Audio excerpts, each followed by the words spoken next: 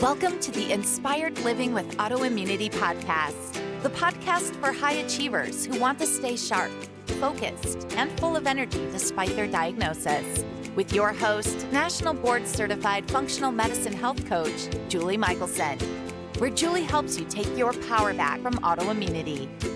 And now here's your host, Julie Michelson.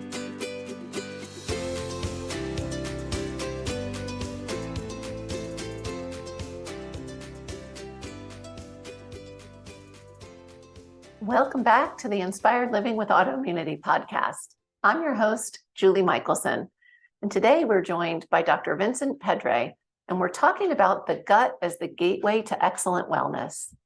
Dr. Pedre's new book, the GUTSMART Protocol, is the culmination of years of research and clinical experience as a functional gut health expert. Our conversation dives deep into the importance of gut health, including why we've become compromised and what we can do to support health and healing by focusing on the gut. Dr. Pedre, welcome to the podcast. Thanks for having me. It's such a pleasure to be here with you. I am, as I already said, so excited for this conversation. And I want to start by finding out how you became so passionate about gut health. You know, it's the path to becoming a gut health expert is something that was under my nose my entire life. And partly I didn't realize it because irritable bowel syndrome, or IBS, had become part of my normal.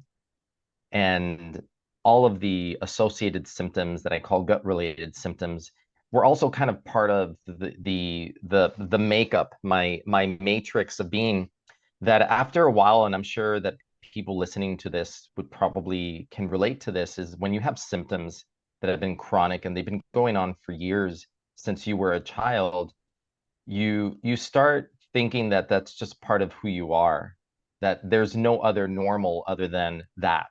So it becomes your quote unquote normal.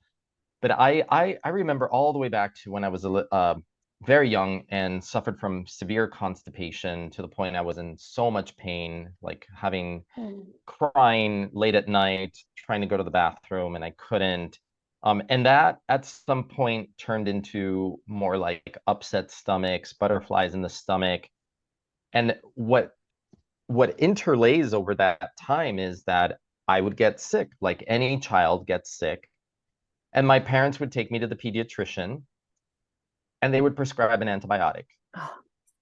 And they would prescribe an antibiotic pretty much every single time, regardless of the fact that it was probably just a viral infection. Sure. Now, my immune system was weak, and we know that 80% of the immune system lives all along the gut lining. And if your gut is compromised because your gut microbiome has been altered by antibiotics, then your immune system is going to be on hyper alert. And so my immune system was on hyper alert, couldn't fight off infections easily.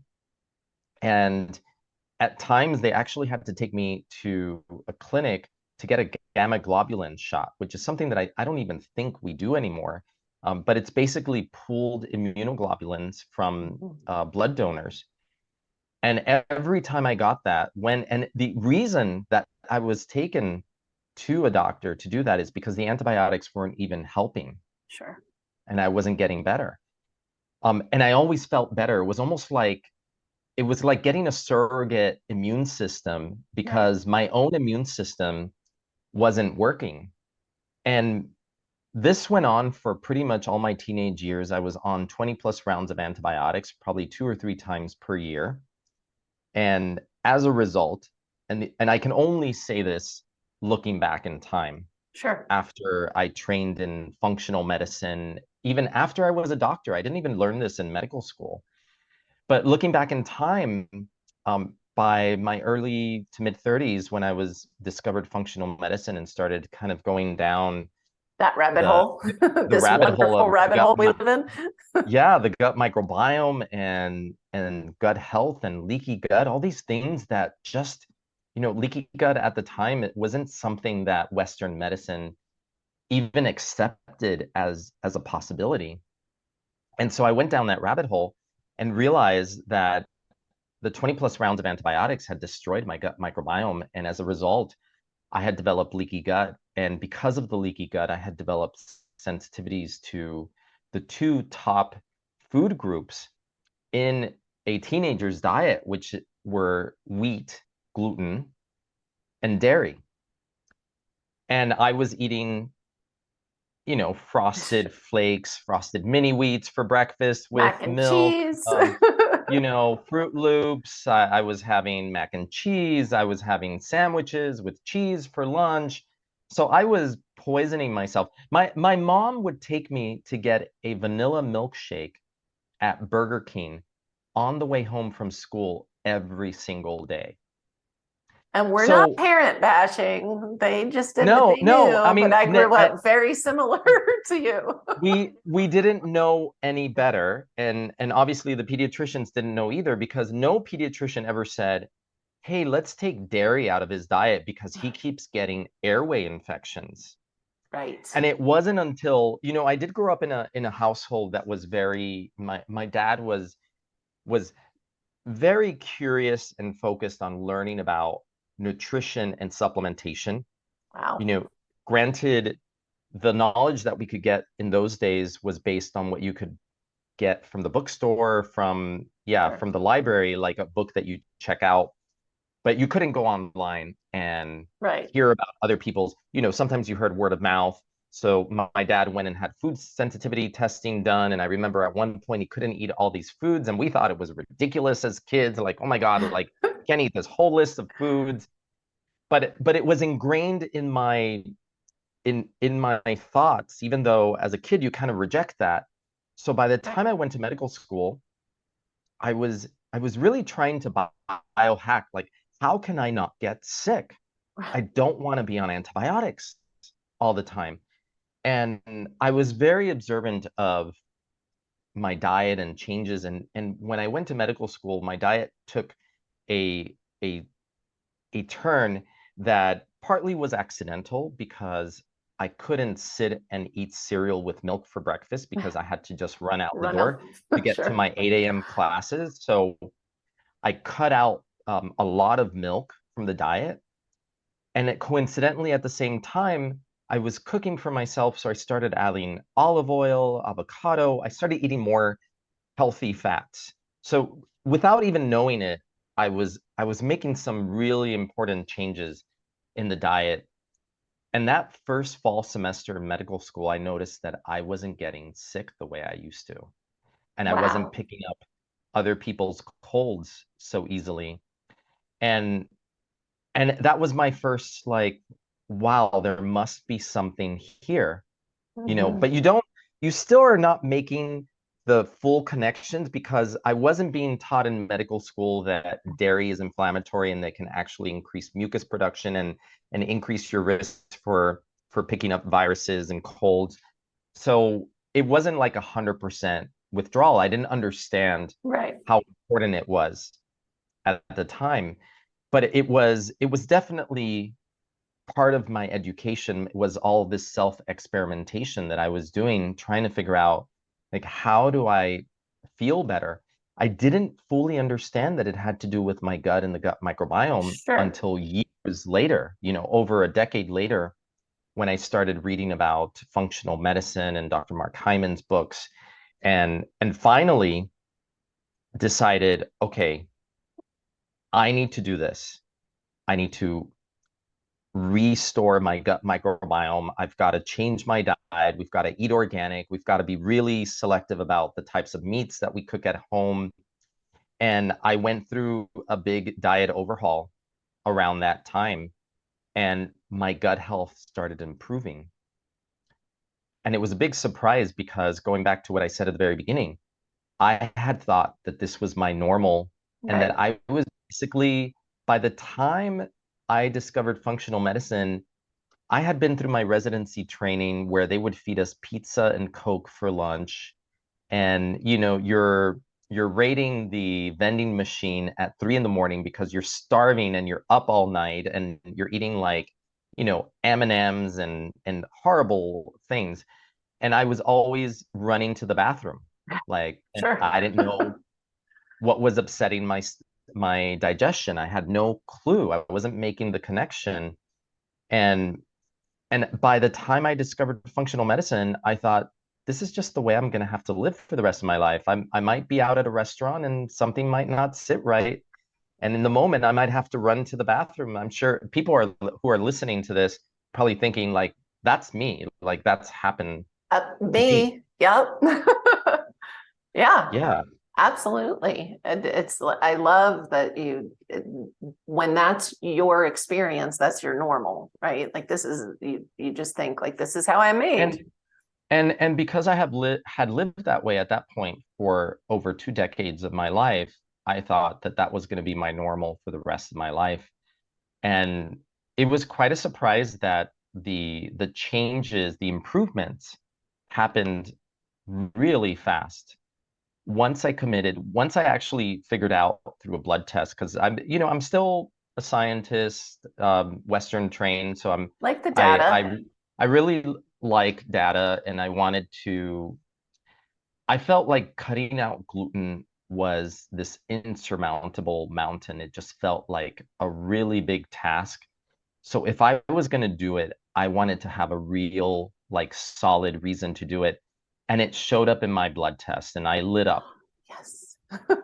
And and I do that with patients sometimes because I think that um, sometimes you need that extra motivation I agree. to know that gluten is toxic to your body. And when you can see it on paper, then it's that extra motivation to then create. I mean, I was eating sandwiches, I was eating pizza, bread was a part of my diet. And from one week to the next, I did a complete overhaul and had to, one of the most challenging things, it took probably like a month or more, was to reprogram in my head what I thought was an acceptable lunch, because now I Mm-hmm. couldn't have pizza, I couldn't have sandwich. So like running out in the middle of the day and getting those things, I had to change where I sourced my food, because now it was going to be more like a rice bowl with vegetables and healthy things, or it was going to be a salad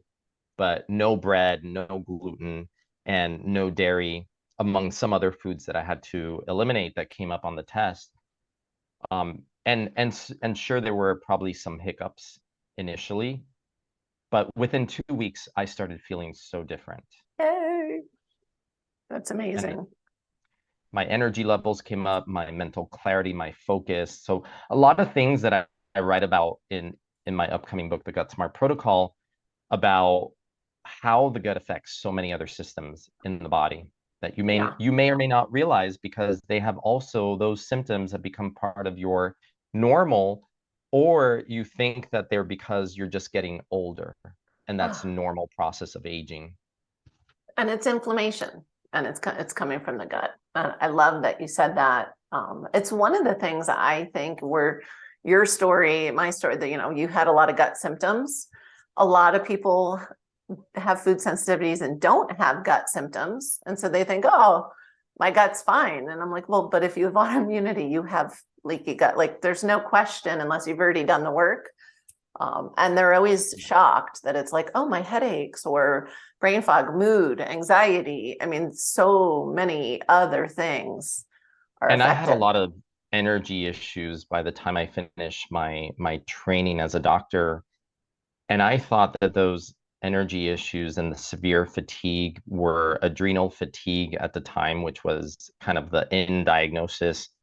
And I thought it was because I was just wiped out from my training. Sure. But I was also wiped out from eating a lot of gluten and having leaky gut and being inflamed. Yeah, which is incredible. And it's always fascinating to me. I actually just had this conversation with a veterinarian, equine veterinarian yesterday. Um, like, why are we trying to kill people who want to be doctors? Just the everything you go through in medical school. You're the first person I've ever heard say, oh, I accidentally started eating closer to what supports me during medical school. Just for you, it was time restraints, thank goodness. But usually it's, I started medical school and things went downhill fast. So, so the other thing that I did at the time, which I think also influenced how I felt, and I talk about in my book, was I started meditating. Love it. And I was doing breath work and meditation I had started learning it about 8 months before I got into medical school or started medical school. And I continued it throughout medical school and incorporated yoga as well. And I think those things also made a big difference because you can't out diet a stressed out lifestyle. And I love that you brought that up because, when we're trying to heal the gut, if you're not getting yourself into that parasympathetic state, you can't heal. And I see that all the time. I have had people come in that have their diet actually dialed in, but their stress is still through the roof and they're not managing it. Versus, it's very rare that somebody shows up. I have one client who has a really good practice, does all the things, meditation, breathwork, yoga. So I love that you brought that in. We have so many parallels, and listeners know my story. It's always so fascinating, the things that improve, and even the way you connected the dots. Like when I started, for me, diet and meditation were the two things that really moved my healing from RA, and increasing my healthy fats was such a big piece growing up low fat. So I love that part. I want to dig in a little bit. And corn oil corn in my house growing up, we cooked almost everything with Mazola corn oil, yes. which we know is an inflammatory omega-6 oil. Well, and my family was in the dairy business, which I now know I don't do, is inflammatory for me. But just to add insult to injury, we used squeezed parquet margarine at the table instead of butter, because it was supposed to be so healthy. So luckily we know better now. And I remember when I first started to get into functional medicine, I kind of thought the whole gut health thing, it all starts in the gut, was just, again, like the buzzword and this is overdone. And now I'm like, oh my gosh, we need to have conversations about gut health. So tell us a little bit about your upcoming book, the GUTSMART Protocol. I think it's revolutionary in a sense that it's one of the first personalized books for gut healing that's based on a quiz that I designed. And the quiz covers not just gut symptoms, but also gut-related health issues that might happen in other parts of your body because, as you know, when you have gut imbalances, that's going to affect every system in the body, the skin, the lungs, the airway, the brain, your mental health. Everything is affected by your gut and how you're absorbing nutrients and whether there's leaky gut, weight gain, metabolism, your joint health, so many things. All of it. All of it.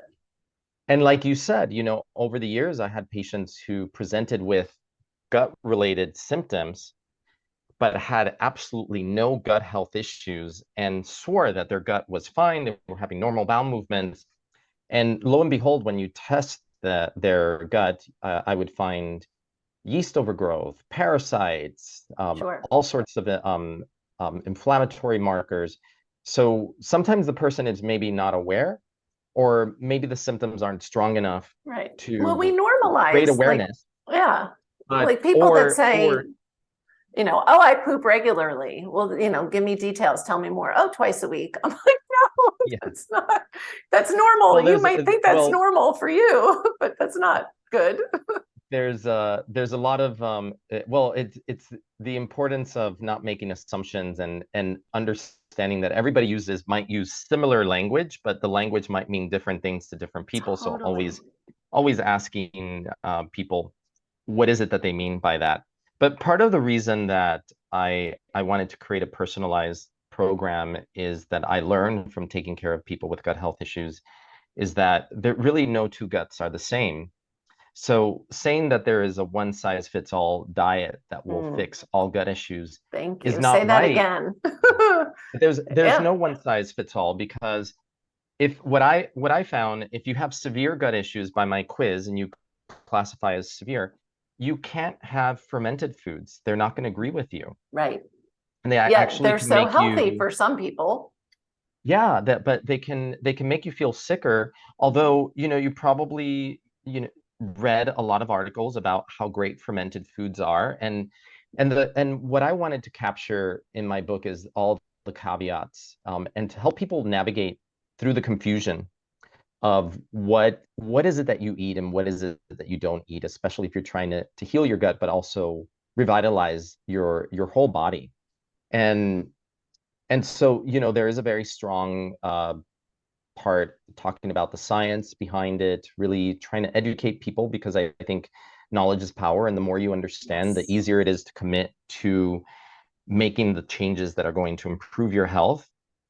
And then I teamed up with a chef who's written a lot of cookbooks in Australia, and she helped create recipes that were classified according to mild, moderate, or severe for people who are in all the different categories. Obviously, someone who tests mild can eat moderate and severe recipes. So Right. as you go down in the categories, you can eat the category before you.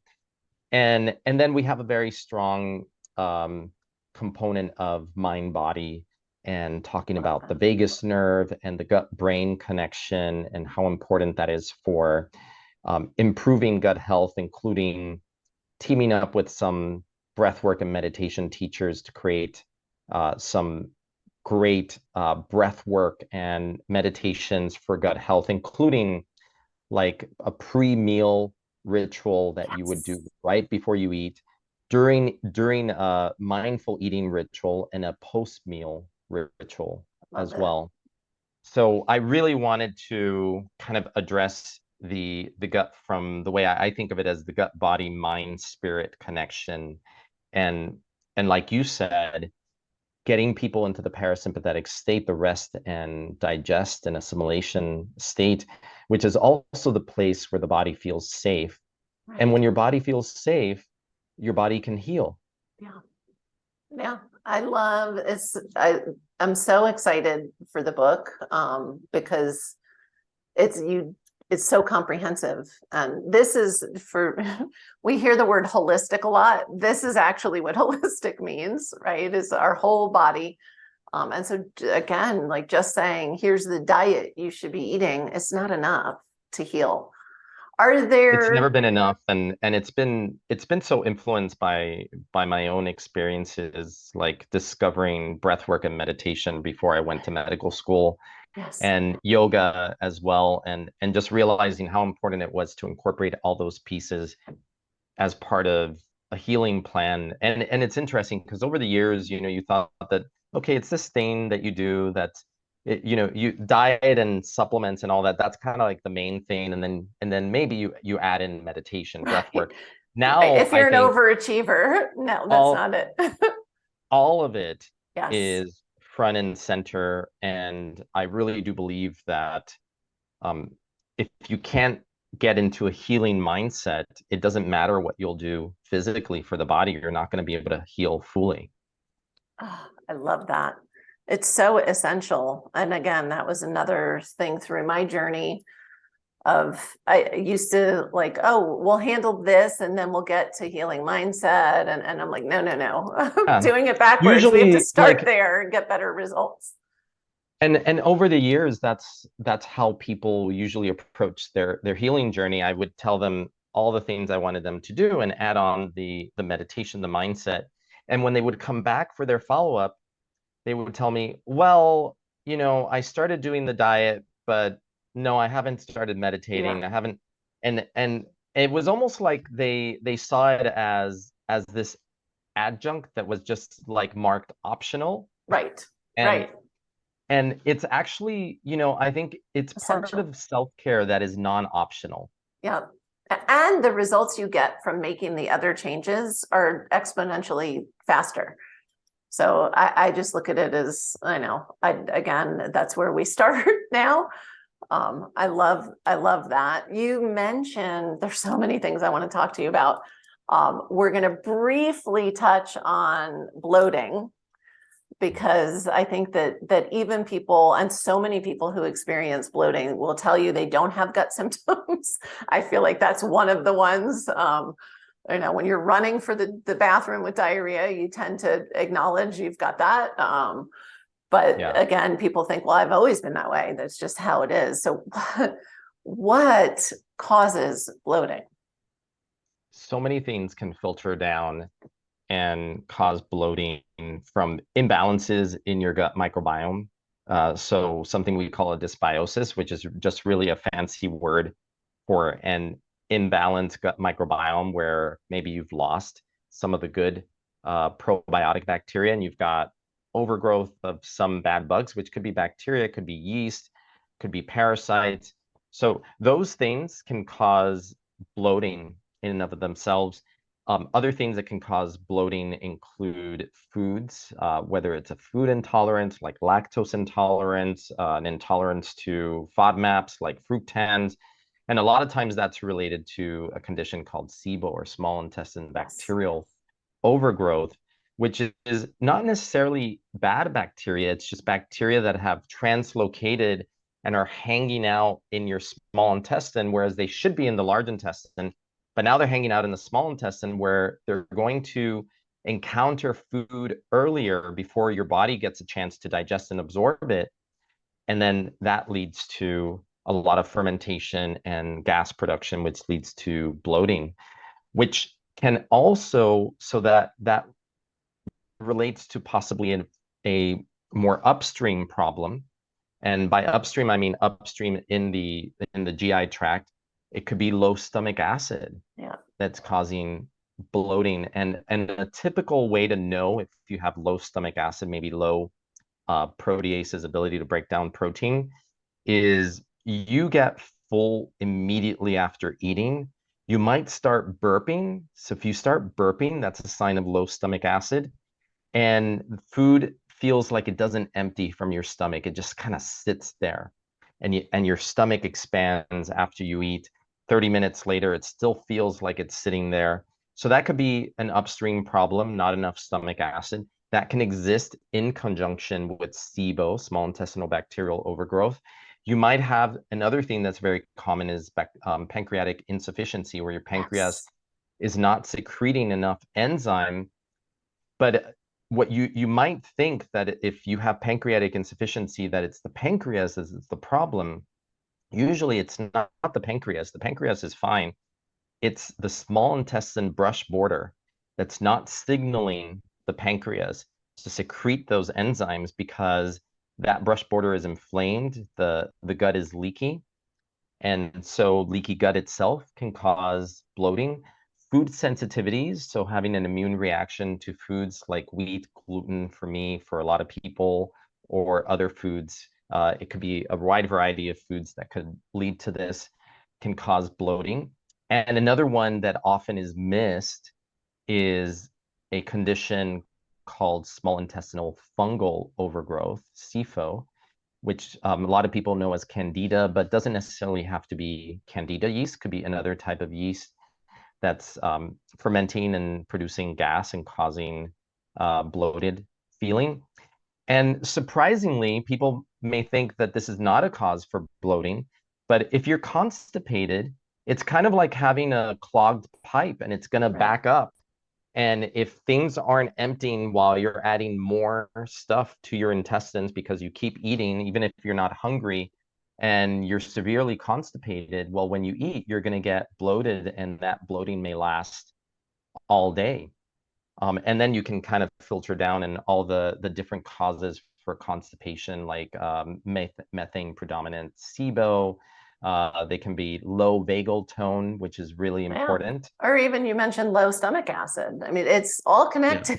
There are things that signal motility. So, and a lot of times there's not one singular cause for bloating. A lot of times it's interconnected. There could be also, if your gallbladder was taken out because you had cholecystitis, then you're not getting that bolus of bile in the gut, which is also Right. really important for controlling the microbial environment in the gut and helping to push stool through. It could be as simple as you're not eating enough fiber, so Right. things are getting backed up. Yeah. So, there's a lot of potential causes of what might feel like the same thing for a lot of people. They just get bloated, their pants expand, they've got to loosen the button, but it's not one thing. It could be a whole combination of things or different things for different people that could be causing those symptoms.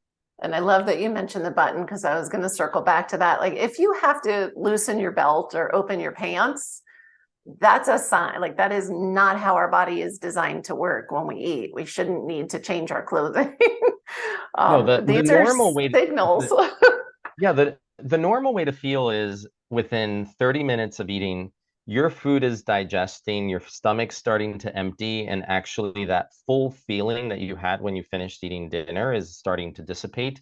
Yeah. And by an hour after eating dinner, you should feel like your digestive system is quiet, feels good, it's relaxed.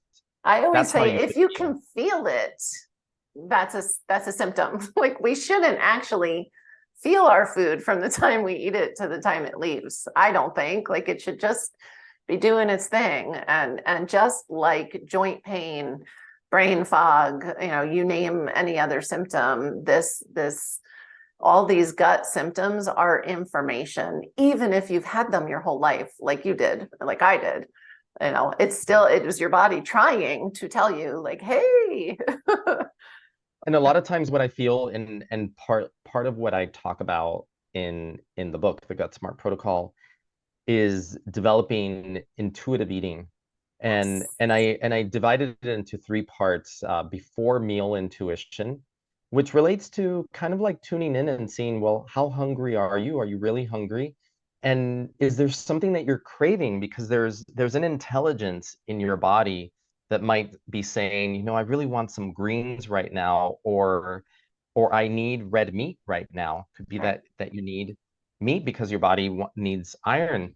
And listening to that intuition. And then during meal intuition is really about recognizing and slowing down and being mindful and present to get the signals when your body is full, when you can stop eating.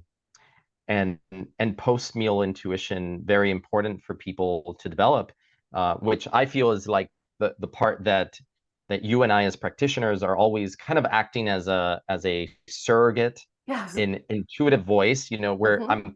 we're kind of like body whispers, helping people to understand the signals that their bodies are telling them. But ultimately, we want our patients, or people out there who read the book, to become their own Yes. intuitive healers by learning to listen to the signals from their body. And post meal intuition is about recognizing, how did this meal sit? Yes. Not just how is it digesting, but did you feel really tired after eating? Did you feel like you Yes. had to take a nap? Did you get a headache? Did your eyes get heavy? Did you get like some sinus pressure? Did your joints get achy?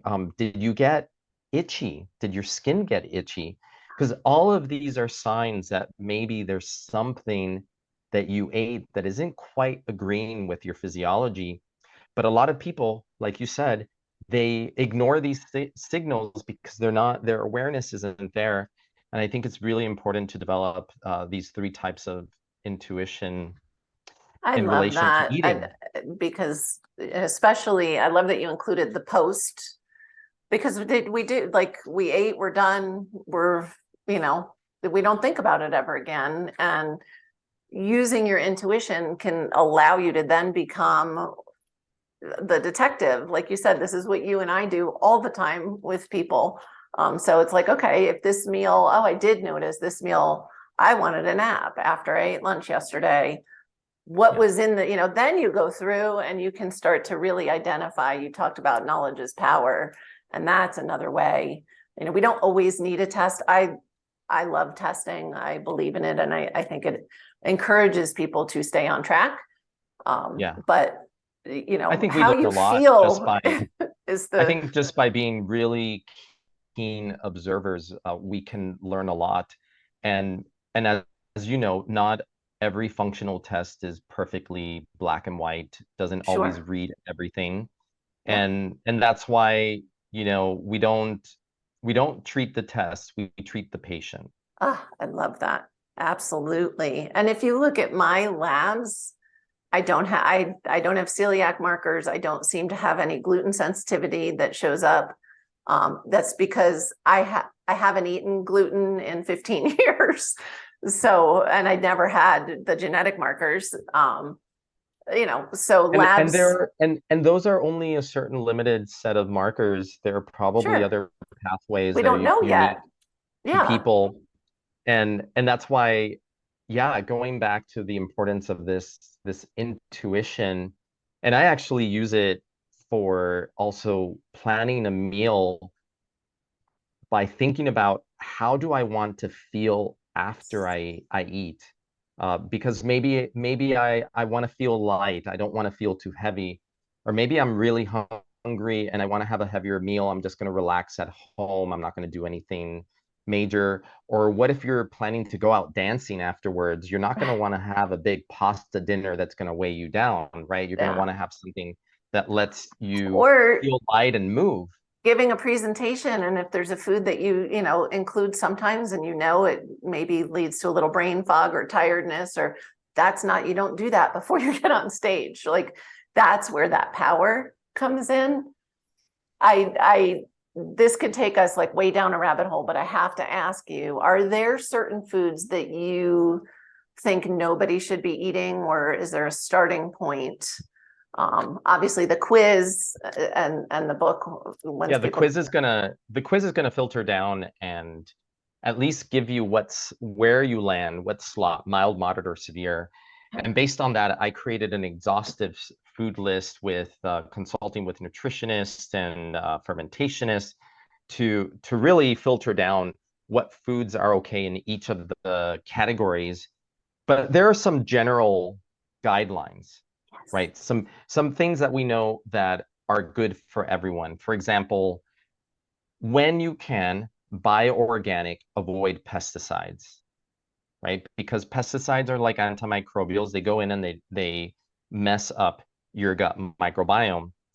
For a lot of people, a good starting point is taking gluten out because gluten affects the permeability of the gut, or in other words, increases gut permeability or causes leaky gut. For people even who are normal, quote unquote normal, who shouldn't react to gluten, might have some mild issues with gluten. And sometimes you don't know unless you do an elimination and then a reintroduction.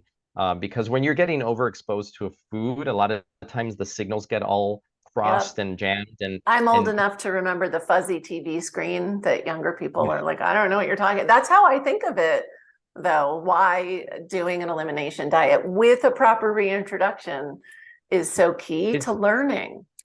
is really helpful. I mean, the other fact is that the majority of the world is 70 to 90% of people in the world are lactose intolerant. So taking dairy out of the diet, and that's just the tip of the iceberg because a lot of people are also dairy sensitive. It's one of among the top food sensitivities out there. Some things might be surprising and are more individualized. Like some people don't do well with eggs, for Right. example. Yep. But that's not something that's for everyone. Across the board, I'm gonna say sugar is bad, right? Right. Sugar is inflammatory. You're not going to go wrong if you can reduce your sugar intake. You're Right. also not going to go wrong if you cut out or you limit your alcohol intake because alcohol is also a gut disruptor and it actually increases inflammatory signals in the body. And the older you get, you probably, like anybody who's listening, probably thinking, I can't drink the way I used to when I was in my 20s, 30s. Like one drink just hits me harder. I don't recover as easily the next day, or if I've got a couple of drinks. Well, it's causing more damage than just your ability to recover the next day. And it actually also is increasing your risk for cancer. Mm. So across the board, limiting alcohol if you can, or if you're in the process of healing because you've got inflammation, you've got autoimmunity, then you really want to take away the obstacles to healing. Sure. And that includes those things. You also have to be really careful with health foods, things that Quote, have, quote unquote, health foods. that are branded to look Yes. healthy. For example, there's a lot of bars and foods out there that are using sugar alcohols as substitutes for regular sugar. The sugar alcohols feed certain parts of the microbiome, and after you eat that, you might end up so bloated that you feel sick. It can Yes. also cause diarrhea, so like Yeah. And erythritol. yeah, and some of these packages have a warning, like put it down. If there's a warning may cause diarrhea, why? It's food. It's not supposed to do that. Like that's It not, shouldn't do that. And and no. and also, they sneak into toothpaste also, because a lot of toothpaste are sweetened with xylitol, and some Yes. people, not everyone, but some people are sensitive to xylitol. Some people are also sensitive to fibers that are added to thicken the nut milk. So if you're trying to be good and you're being dairy free and you're buying a store made, a brand with Yes. guar gum, xanthan gum, which are fibers that for some people are good and they help them become regular, but other people it actually irritates the gut and causes diarrhea. So these are things to be aware of, because you might not be thinking like, oh, I went and I bought an unsweetened almond milk. It's supposed to be healthy for me. Yeah. Well, read the You have to read ingredients, it. because you're not just buying almond milk, you're buying Right. almond milk with these other ingredients in it that might not agree with your gut. Absolutely. And oh my gosh, we could talk for 3 more hours, but I know you have you have other obligations today, as do I. I want to also share with listeners before we get to the next piece. You have an incredible gift for people. I know that the website for the book is up, and it's GUTSMARTprotocol.com. And if you do GUTSMARTprotocol.com/gift, which will be in the show notes, you are giving listeners a free chapter, which is amazing. Free chapter and a few little surprises in there, so they can Love get a surprises. sense of the book. Dr. Perlmutter wrote a foreword to the book, and it's included with the free chapter, Love it. along with part of my gut healing story that I talked about, and how my own gut health journey, and like I started in the beginning, how that inspired me to just pretty much dedicate my life to helping people with gut health issues. Which is so amazing. And hopefully this conversation, just hearing some of these, this is why we have these conversations. Hopefully people will be motivated to take steps to start to address gut health or look there. And then the quiz and the book, incredible resources. And to realize that you may not have gut symptoms, but if you have what we call gut-related health issues, which can be just metabolism and weight gain and inability to lose weight, no matter what you do, you just can't seem to drop the pounds, well, then you've got to look at your gut, because it's probably leaky gut, inflammation, insulin resistance, and a foundational gut health issue that needs to be addressed for your body to be able to start losing weight.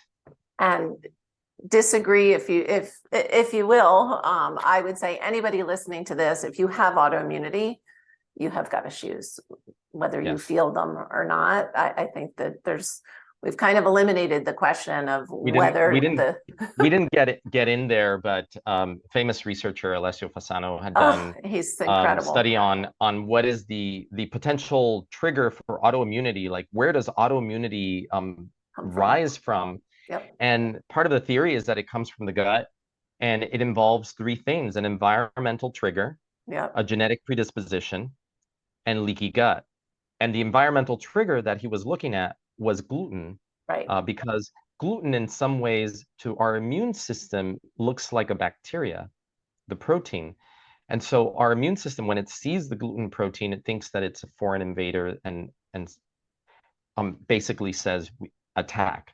And then it starts destroying the gut lining and causing body-wide inflammation. And his later research has shown, it's not just for people who are gluten sensitive, that gluten can create these issues at any point, and start to get those I, th- gut I think junctions to loosen up. I think it's a cumulative hit Yeah. hypothesis, Yep. and some people might reach that threshold earlier because of genetic predisposition, and other people may take a little bit longer in their lives, but Sure. eventually they do hit that threshold Well, and as you well. mentioned toxins, and yeah, there's so many different things that play in, and it is a kind of a cumulative effect for sure. Yeah. This has been so incredible, and you already have given amazing advice for people, but I always throw my guests under the bus at the end and ask for one step that listeners can take starting today to begin to heal. Wow. I know it's You, a tough one.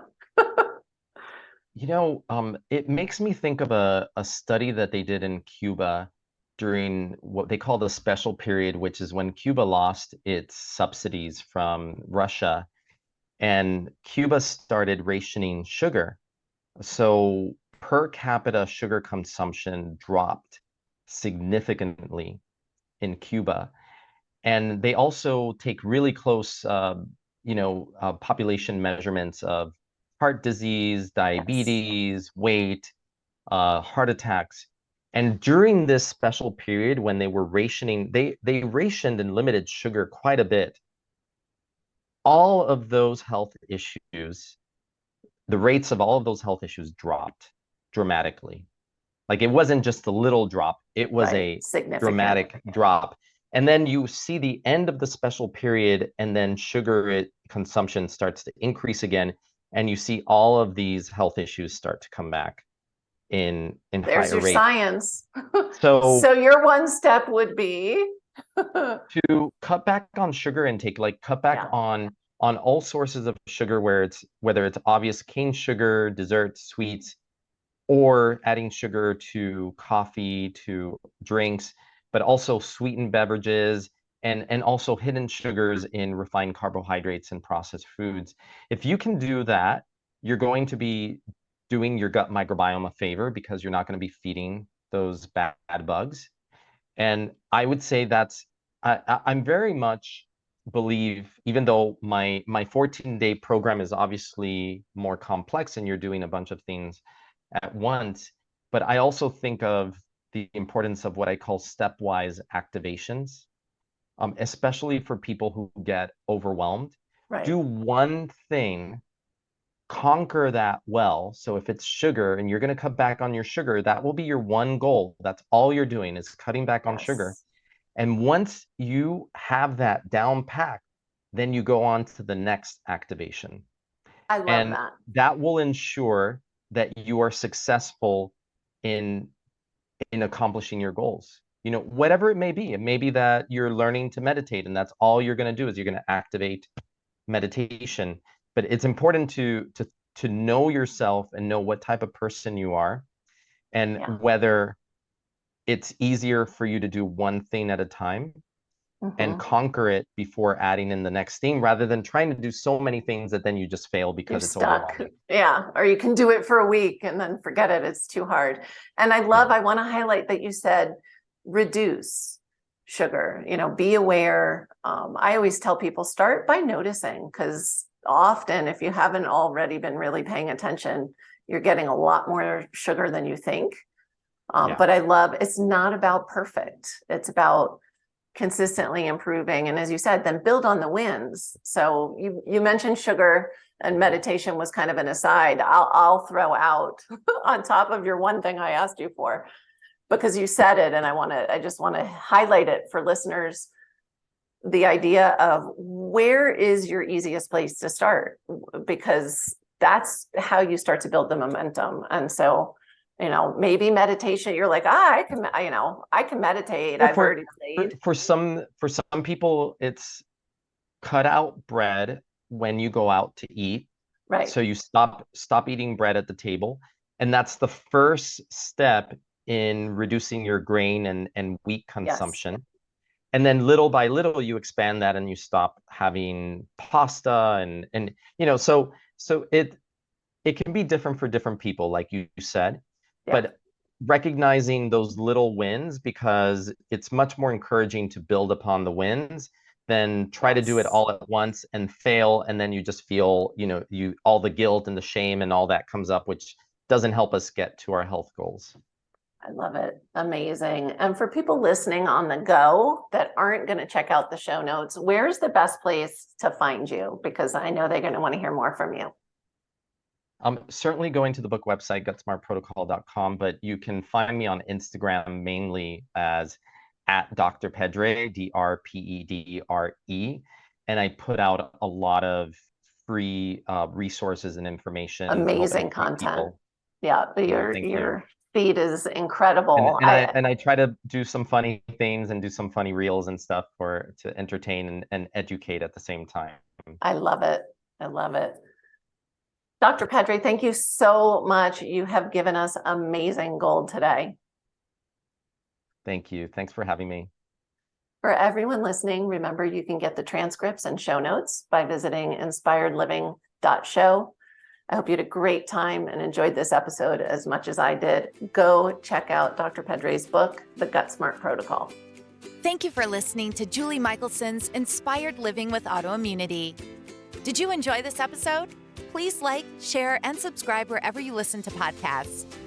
If you'd like to get a transcript of this and every other episode, just head on over to inspiredliving.show or click on the link in this episode's description. There, you can also find everything we discussed in this episode, including links and information about our guest. You can even send in your questions to be answered by Julie in a future episode. That's inspiredliving.show. Until next time, this is Julie Michelson's Inspired Living with Autoimmunity podcast, helping you take your power back.